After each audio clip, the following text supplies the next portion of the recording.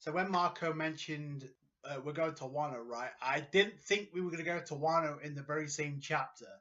So that was a shocker in itself, and that could be an insight as to the Wano arc beginning. But if not, man, that was one hell of a tease. So like really throwing the curveball, and I don't know if we're heading back to the Reverie after this chapter. I would assume not, considering how important that was at the end of this chapter. But man, we got a lot of information to begin with. So we start off around the New World, and while the Reverie is taking place, by the way, so it left with Ima-sama. So of course they weren't going to expand on that, but they go across the New World to I guess, a poor village, and we come to find out that Marco, alongside Neko and Mushi, has been treating a lot of victims, a lot of poor people, because apparently this village, or the villagers, this was actually Whitebeard's hometown.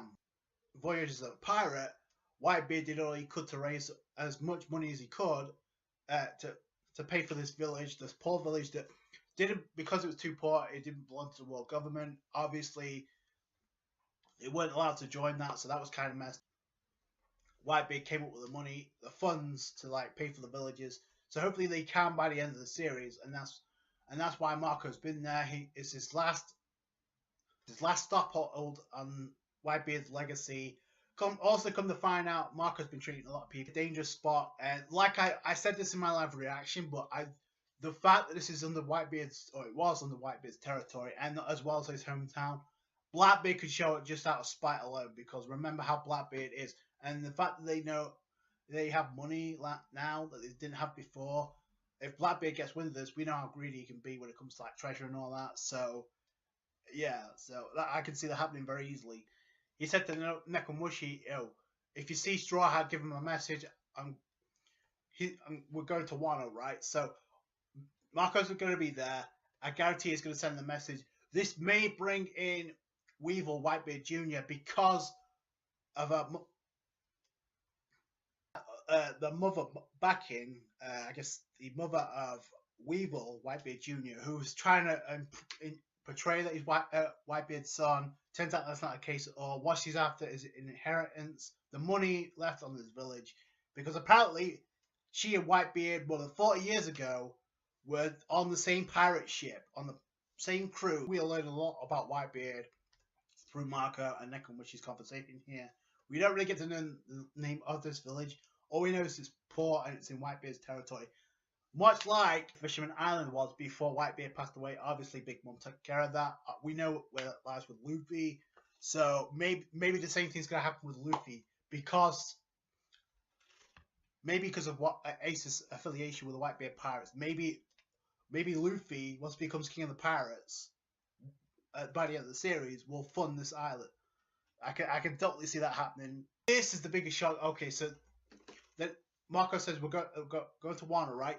Then we actually go to Wano, and we see music being played, and there's somebody in the mask, so it's not Robin. So I initially thought that. So, but we did get to see her in this chapter. We got to see all the Straw Hats that we did not get to see in like 2 years. So that was kind of cool. We see the layout of Wano. You see that bonsai trees, everything you would expect from Japanese scenery in feudal Lord Japan.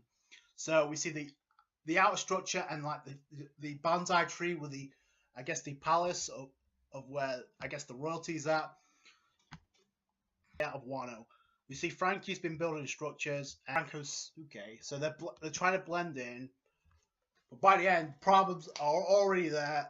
Like I thought, something had to happen to like switch this around. We see Usopp coming up with demonstrations, like cutting himself and actually putting toad oil to like white a crowd to just like blend in.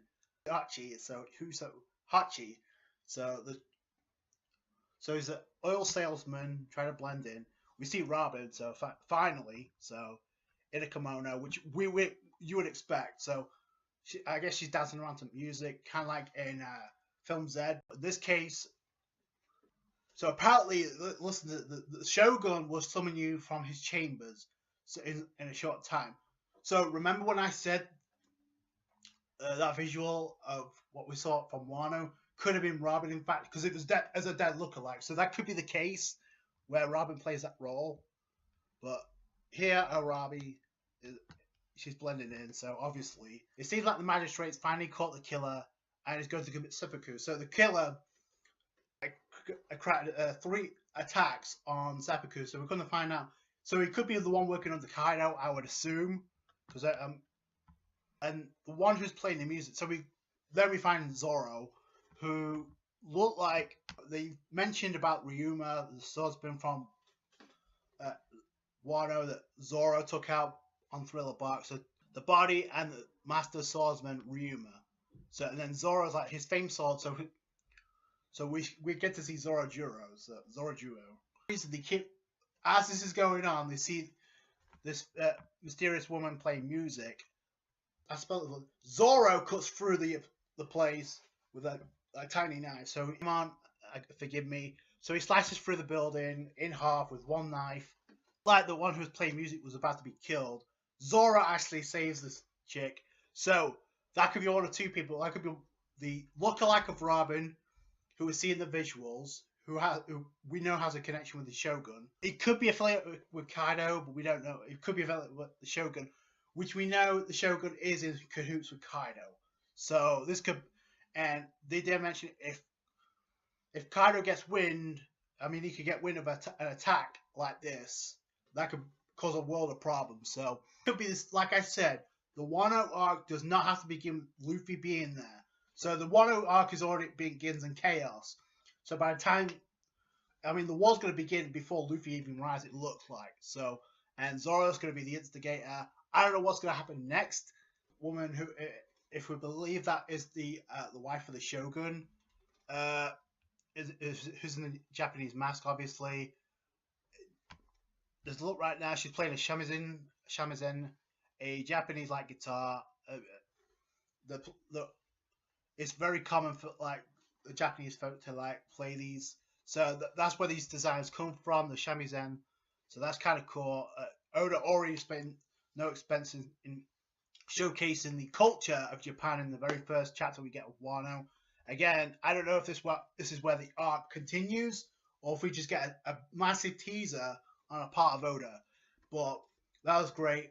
We see the crew again. We did not see Law or company, so I'm assuming Law's hiding out in the submarine. I thought that was the plan anyway, but I guess they decided to like go in disguise and wait for the rest of the crew to join up so they can figure out what to do next.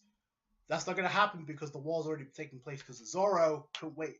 So I don't know why Zoro couldn't wait, but I guess sit by and watch this woman be executed, it looks like. So that's going to have some type of ramifications, obviously, positively and negatively. When you come to Kaido and when you come to like the royalty of Japan, we'll see soon enough. If this is a tease, we're heading back to the Reverie, but this is great. I did not expect to see Wano, nor did I see the Straws in this chapter. I think we could all agree. So let me know what you guys think down below.